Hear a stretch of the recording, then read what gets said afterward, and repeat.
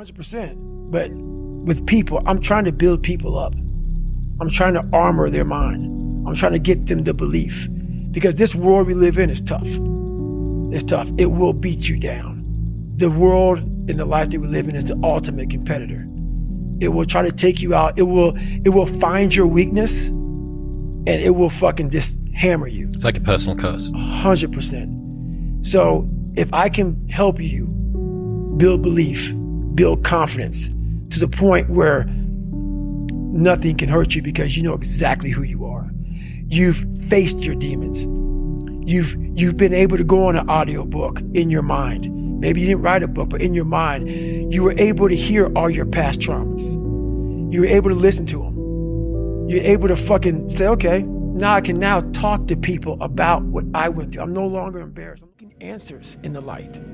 None. It's too happy. It's too nice. And we don't need to be taught how to live in happiness. That just comes naturally to us. Happy moments, but the dark times, man, you can't get there unless you put yourself there. Life will take you there. But when you get into those dark moments, that's why people, how are you able, man, I couldn't fucking read and write till I was a junior in high school.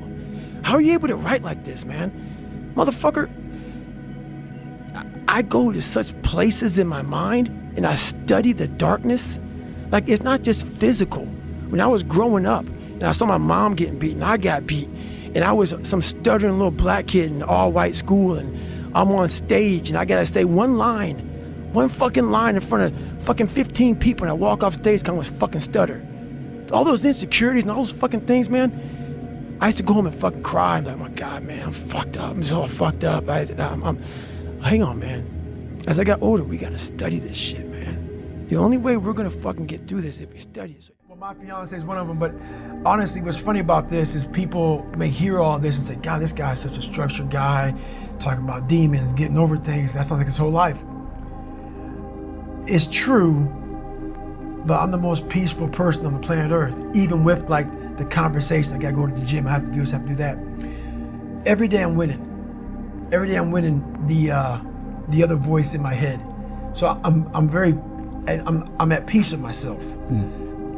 The things I do for fun are like me bettering myself. Yeah. I love sports, I love watching sports, but I also love accomplishing and overcoming myself every day. Because every day is a battle. Every day is a battle because your mind wants to choose the path of least resistance. Every day. But you don't become better by ever doing that. You become normal. And I don't want to be normal. So it may not be a life for everybody, but I find a lot of peace in not being normal in my life. I didn't know any better. I didn't think about it. Wow. I didn't know that working out that hard would fuck you up. Did it fuck you up? Oh yeah. Yeah? That's one reason why I went through 3 hell weeks. So I don't talk about it a lot, but the stress of my life getting to 24 caused me to have some serious psoas issues. I didn't know anything about this shit. The psoas muscle is what we use. It's your hip flexor muscle. And basically under stress, it starts to tighten up. And I stuttered from the time I was in 3rd grade, the time I was in 7th grade, white blotches on my skin. I was a nutcase. And so the insides of me are also getting fucked up. So in this process, my psoas muscle got real tight to my T12. I can show you the bump in the back of my head after this show's over, but I started growing this fucking like large tumor looking bump in the back of my head from my body compressing. So I'm 6'1", but my muscles were like 5'9". I define success very differently than most, I believe. I don't think success is actually you know, not struggling or not quitting or stuff like that. I define success by you continuously fighting, by always showing up every single day, by whatever's in front of you, and putting one step in front of the other, regardless what the outcome may be. You just continue to fight every and any obstacle in front of you. That is my definition of success. My dad was a person that, he was an alcoholic. He was really big on being a powerful man. And he had 2 different sides to him. He had a side that once we left our house, so our house was the dungeon. No one knew anything about the inside of that house. The inside of that house was horrible. It was evil. Like the evil monster came out to play. But once he left that house, he was the nicest person on the planet. So no one knew, who this guy was. So the scarring started happening inside the dungeon. And my dad didn't really believe in us going to school. He had a family business, and the family business was a skating rink and also a bar. So my dad owned, it was called the Vermilion Room was the bar, and the skating rink was called Skateland. So from the time I was able to walk, I was working that skating rink. And I worked it from like 9 o'clock at night until like 12 o'clock in the morning pretty much. That's what we did. So in that list of who you are, what makes you fucked up, all these other things, it goes back to, once again, accepting. You have to first accept it before you can fix it. A lot of people walk around, oh man, I'm good. I'm good. No, you're not. You have to accept what you're not. And people don't want to do that. And that's the only way you can fix it. You have to accept it first before you can go on the journey.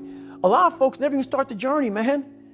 They never start the journey because they live in this fake life that who they want to be, they act like they are, but they're not because they haven't fixed all this stuff yet. You got to fix this first before we can start our journey in life.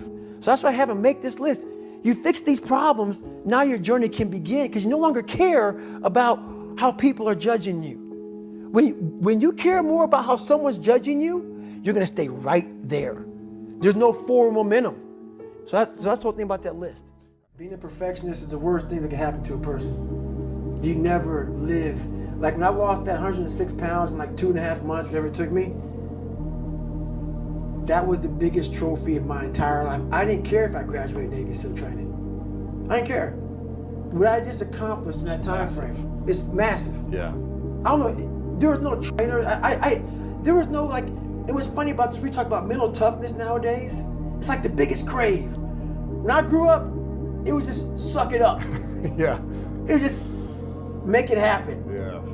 You had to figure out. It was called figure it out, man. And all these nuggets that I gained along the way, that's what it was about. It wasn't about the trident. It wasn't about all those daggone medals. It wasn't about any of that. And that's why I hate even talking about being a SEAL, I mention stories. People, why talk about it? It didn't define me. The journey getting there was harder than going through it. Yeah. So that's the whole thing about life, man. It's that journey that makes you who you are. Yeah.